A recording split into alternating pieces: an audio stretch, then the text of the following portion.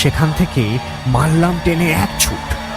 একেবারে সোজা দৌড় দিয়ে ফটকের কাছে সে যখন পৌঁছেছি, তখন আমার মনে হলো, অবশ্য আমি হলফ করে বলতে পারবো না সত্য কিনা, তবে আমার মনে হলো যেন অনেকগুলো মেয়ে খিলখিল করে একযোগে হেসে উঠল। হাসির একটা ঢেউ যেন আমার কানে এসে পৌঁছালো। পরক্ষণেই আমি একেবারে ব্যারাকপুর ট্র্যাঙ্ক রোডের ওপর এসে পড়লাম।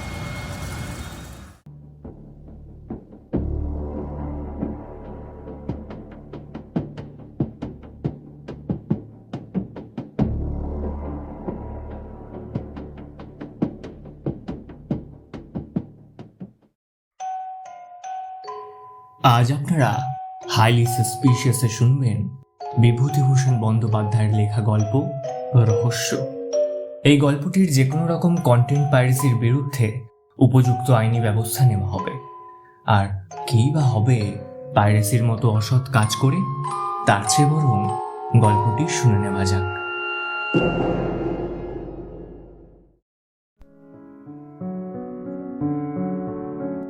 আমার বন্ধুর কাছে শোনা এই গল্প। বন্ধুটি বর্তমানে কলকাতার কোনো কলেজের প্রফেসর, বেশ বুদ্ধিমান, বিশেষ কোনো রকম অনুভূতির ধার ধারে না। উগ্র বৈষয়িকতা না থাকলেও জীবনকে উপভোগ করার আগ্রহ আছে, সে কৌশলও জানা আছে। সেদিন রাত্রে ঝমঝম করে বৃষ্টি পড়ছিল, নানা রকম গল্প হচ্ছিল গরম চা ও আনুষাঙ্গিক খাদ্যের সঙ্গে মুচিয়ে। অবশ্যই ভূতের গল্পই হচ্ছিল। আমার বন্ধু একটা গল্প বললেন, আশ্চর্য লাগলো গল্পটা। একজন বিজ্ঞানের অধ্যাপক যখন এই গল্পটা করলেন, তখন এর একটা মূল্য আছে ভেবেই এই গল্পটা বলছি। তার নিজের কথাতেই বলি।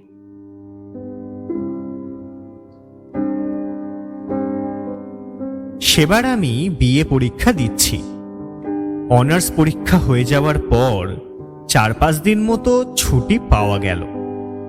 কিসের ছুটি তা আমার এতকাল পরে আর মনে নেই। ভবতারণ ঘোষাল বলে আমার এক বন্ধু ছিল, ওর বাড়ি ছিল বেলঘড়েতে। ভবতারণ ক্লাসে খুব পান খেত, ক্লাসের বাইরে ঘন ঘন সিগারেট খেত, অশ্লীল কথাবার্তা বলতো, লম্বা লম্বা কথা বলতো, চালবাজির অন্ত ছিল না। তার সাথে আমার খুব বনতো এই কারণে যে আমি নিজেও একজন দোস্তর মতো চালবাজ ছেলে ছিলাম তখন। এখন সেসব কথা ভাবলে হাসি পায়। হ্যাঁ, তারপর যা বলছিলাম, অনার্স পরীক্ষা শেষ হবার দিন ভবতারণ আমায় টেনে নিয়ে গেল ওদের বাড়িতে।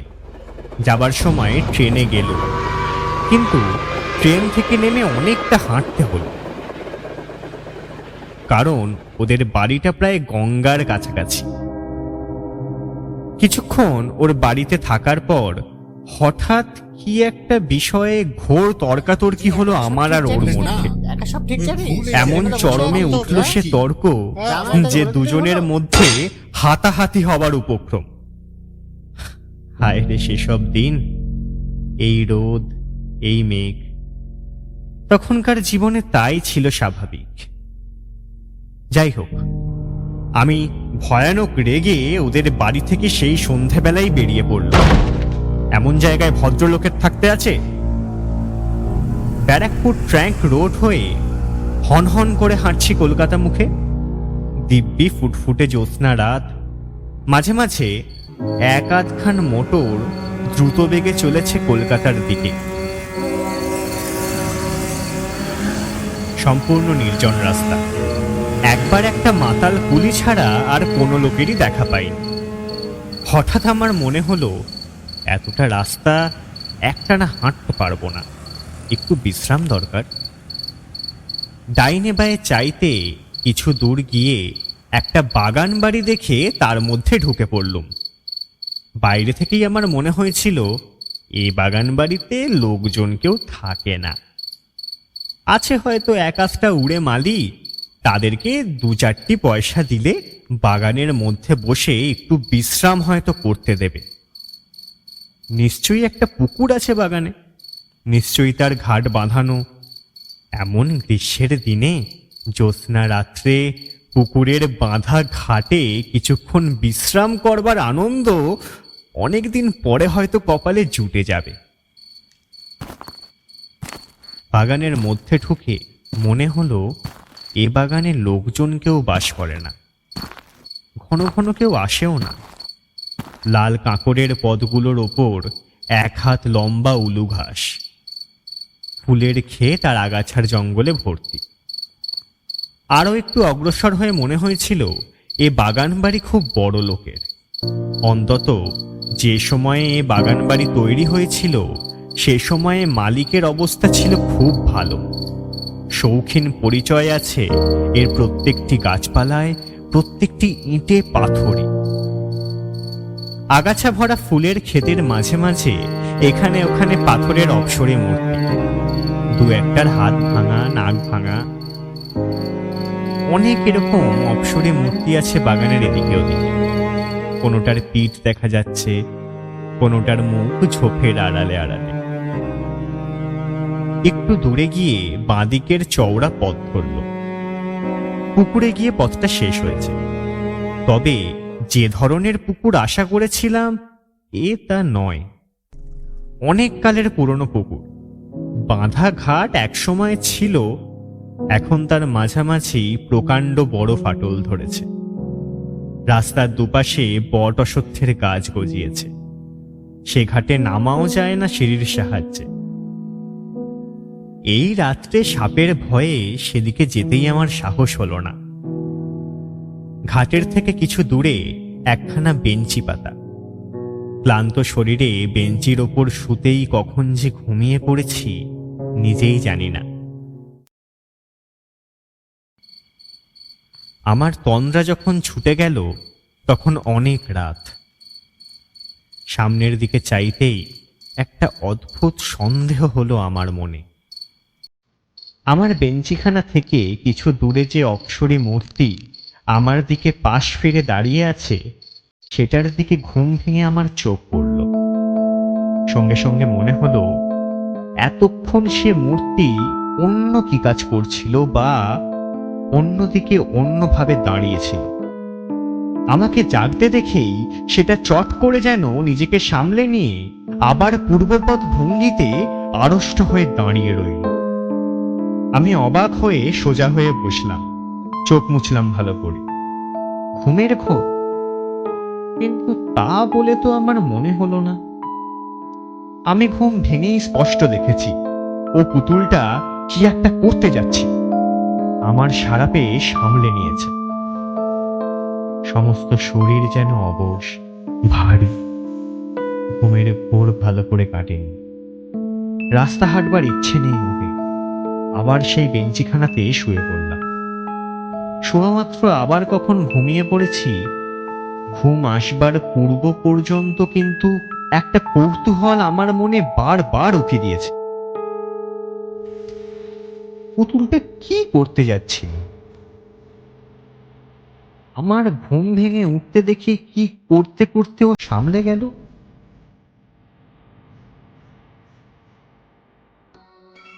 অনেক রাতের ঠান্ডা ফিরফিরে হাওয়ায় আমি গাঢ় ঘুমে অচেতন হয়ে পড়েছিলাম। আবার যখন ঘুম ভাঙল তখন চাঁদ ঢলে পড়েছে পশ্চিম আকাশের গাছপালার পেছনে। ফুটফুট করছে জ্যোৎস্না। তবে পশ্চিম দিক থেকে লম্বা লম্বা গাছের ছায়া পড়েছে ফুলের ক্ষেতে, আগাছার জঙ্গলে। ঘুম ভেঙে উঠেই আমার মনে হলো আমি প্রথম যখন এই বাগানে ঢুকি তখন বাগান যা ছিল এখন তা নেই। কোথায় কি একটা পরিবর্তন হয়ে গিয়েছে বাগান। ঘুমের ঘোর যতই ভাঙতে লাগলো আমার মনে এ ধারণা ততই বদ্ধমূল হতে লাগলো। আগে যা ছিল তা এখন যেন নেই। কি একটা বদলে গিয়েছে, অথচ কি সেটা আমি বুঝতে পারছি। কি বদলে গেল কোথায়? হঠাৎ আমার চোখ পড়ল সামনে। চোখ ভালো করে মুছলাম। পরিবর্তন ওখানেই হয়েছে যেন। আগে যা ছিল এখন তা নেই। কিন্তু কি পরিবর্তন, কি বদলে গেল? 1 মিনিট কি 1.5 মিনিট কেটে গেল। সঙ্গে সঙ্গে সারা দেহে বিদ্যুতের স্রোতের মতো বয়ে গিয়ে আমাকে সম্পূর্ণ আড়ষ্ট ও অবশ করে দিয়ে আসল সত্যটি আমার চোখের সামনে ফুটে উঠল। ওই উচ্চ বেদিটার ওপর বসানো সেই অপ্সরী পুতুলটা কোথায় গেল? বেদিটা খালি পড়ে আছে, পুতুলটা নেই। প্রথমটা যেন ঠিক বিশ্বাস হলো না। সত্যি কি ওখানে অপ্সরী মূর্তিটা ছিল? অন্য জায়গায় ছিল হয়তো, আমি ভুল দেখেছিলাম। তা কি কখনো হয় নাকি? পাথরের অত বড় পুতুলটা গভীর রাত্রে কে নিয়ে যাবে? আমারই ভুল। কিন্তু এই অপ্সরী মূর্তি তো অন্যদিকে চেয়ে কি একটা করতে যাচ্ছিল। আমি ঘুম ভেঙে দেখেছিলাম এই বেদিটার ওপরেই সেই পুতুলটা ছিল। না থাকলে আমি এই বেঞ্চিতে শুয়ে দেখলাম কি করে? বেশ মনে আছে, প্রথমে এই বেঞ্চিতে শুয়ে পুতুলটা প্রথম আমার চোখে পড়েছিল। আমার দিকে ওর পাশ ফেরানো ছিল। এও ভাবলাম, আমার মনে আছে এ ধরনের পুতুল কি ইটালি থেকে আসে না এদেশে তৈরি হয়? এত সব কথা একেবারে ভুল হয়ে যাবে। কিন্তু তা যদি না হয়, তবে সে অপ্সরী মূর্তি বা যাবে কোথায়? এত রাত্রে কে উঠিয়ে নিয়ে গেল মূর্তিটাকে? চলে নিয়ে গেল? তাই যদি হয়, এতকাল এ বাগান অরক্ষিতভাবে পড়ে আছে, এতদিন কেউ চুরি করলে না, আর একজন জলজান্ত মানুষ শুয়ে আছে সামনের বেঞ্চিতে, আজই চোর এসে এত বড় ভারী পাথরের মূর্তিটাকে নিয়ে চলে যাবে? না, তাও সম্ভব বলে মনে হয় না। কেন জানি না, আমার কেমন ভয় হলো। গা ছমছম করতে লাগলো। এবার রাত আর বেশি বাকি নেই। এ বাগানে শুয়ে থাকার দরকার নেই। আস্তে আস্তে কলকাতা মুখো হাঁটা দিই। যেমন এ কথা আমার মনে আসা, অমনি আমি বেঞ্চিতে উঠে দাঁড়ালাম। পুকুরের ঘাটে নেমে চোখে মুখে জল দিয়ে নেব বলে ঘাটের দিকে যাচ্ছি, এমন সময় আবার অবাক হয়ে দাঁড়িয়ে রইলাম। বাঁধা ঘাটের ঠিক ওপরেই আমলকি তলায় যে স্ট্যাচুটা ছিল, সেটাই বা কই? সেটার হাত ভাঙা ছিল বলে আরো বেশি করে আমার দৃষ্টি আকর্ষণ করেছিল। ওই তো তার শূন্য বেদিটা পড়ে আছে। মনে কেমন সন্দেহ হলো। বাগানের চারদিকে চেয়ে চেয়ে দেখল, কত পুতুল ছিল এখানে ওখানে, বনের ঝোপের মধ্যে আড়ালে আড়ালে। সাদা পাথরের পুতুলগুলো ফুটফুটে জ্যোৎস্নায় ঝকঝক করছিল। এখানে তেমনি সাদা জ্যোৎস্না বাগানের সর্বত্র। কিন্তু কই সে অপ্সরী পুতুলগুলো কোথায়? একটাও তো নেই। এক রাত্রে কি বাগানের সব পুতুল চুরি হয়ে গেল? এই রাত্রিটার জন্যই কি চোরেরা ওত পেতে বসেছিল? আশ্চর্য। বোকার মতো চারদিকে চেয়ে চেয়ে দেখতে লাগলাম।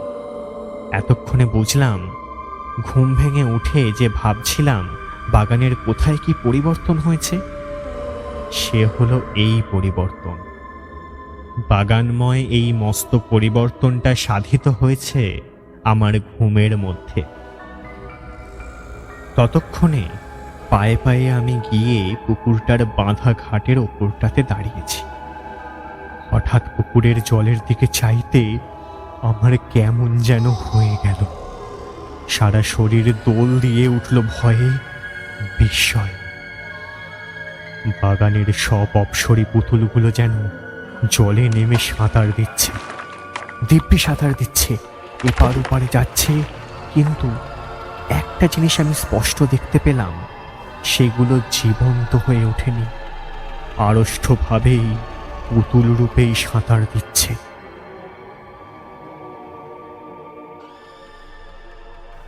এইখানে আমাদের মধ্যে বন্ধুকে প্রশ্ন করলে। আপনি স্পষ্ট দেখতে পেলেন? অধ্যাপক বন্ধুটি আমাদের মুখের দিকে চেয়ে বললেন, অনেক দিনের কথা হয়ে গেল বটে, কিন্তু আমি আজও সেই রাত্রের কথা ভুলিনি জানো। সে দৃশ্য আজও দেখেছি চোখের সামনে। মাঝে মাঝেই যেন দেখি।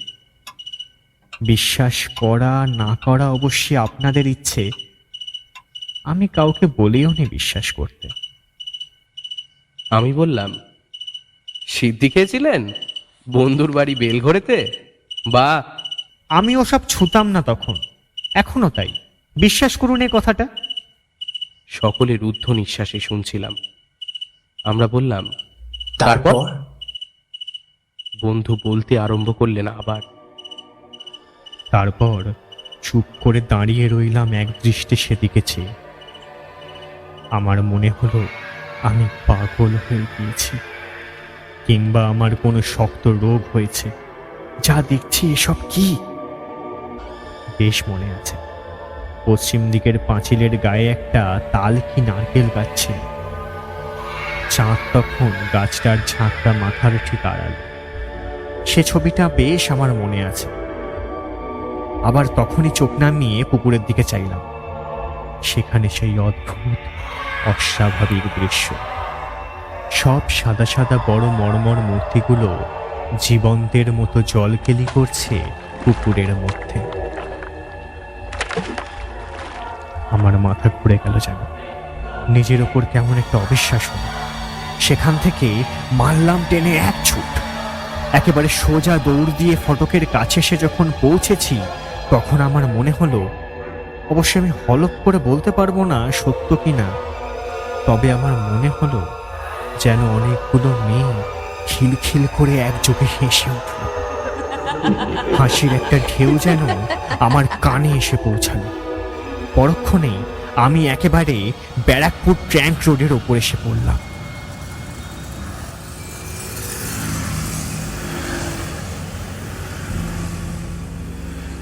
এবার আপনারা যে প্রশ্ন করবেন তা আমি জানি। সেখানে আমি গিয়েছিলাম কিনা? পরের দিনে গেছিলাম, একা নয়, 3টি বন্ধুকে সঙ্গে করে। গিয়ে দেখলাম পুরনো ভাঙা বাগান বাড়ি, আগাছার জঙ্গলে ভরা ফুলের ক্ষেত, কতগুলো হাত পা ভাঙা নাক ভাঙা অপসরী পুতুল এদিকে ওদিকে বন জঙ্গলের আড়ালে পাথরের বেদির ওপর দাঁড় করা। কোথাও কোনো অস্বাভাবিকতার কোনো চিহ্ন নেই। হঠাৎ আমার এক বন্ধু আমাকে ডাক দিলে। ঘাটের ওপরে আমলকি তলায় যে হাত ভাঙা পুতুলটা দাঁড়িয়ে আছে, একটা মোটা বিছুটিলতা মাটি থেকে গজিয়ে উঠে সেটার দুখানা পা আষ্ঠে পৃষ্ঠে জড়িয়ে রেখেছে। অন্তত 1 বছরের পুরনো লতা। গত বর্ষায় এই বিছুটিলতা গজিয়ে উঠেছিল এমনও মনে হয়। ভালো করে পরীক্ষা করে দেখা গেল লতাটার কোথাও ছেঁড়া নেই। অথচ আমি হলফ করে বলতে পারি এ পুতুলটাও কাল জলে নেমেছিল। অন্তত এই বেদিটা আমি কাল খালি দেখেছি। এই ঘাটের ধারেই তো দাঁড়িয়েছিলাম। বন্ধুরা বললেন, তাহলে বিছুটি লতাটা এমন করে থাকে কি করে? এই জড়ানো তো 1 বছরের জড়ানো, রাতারাতি তো আর গাছটা গজায়নি। ওদের যুক্তি অকাট্য, কি উত্তর দেব ওদের? আমার নিজেরই যখন ক্রমশ অবিশ্বাস হচ্ছে আমার নিজের ওপর।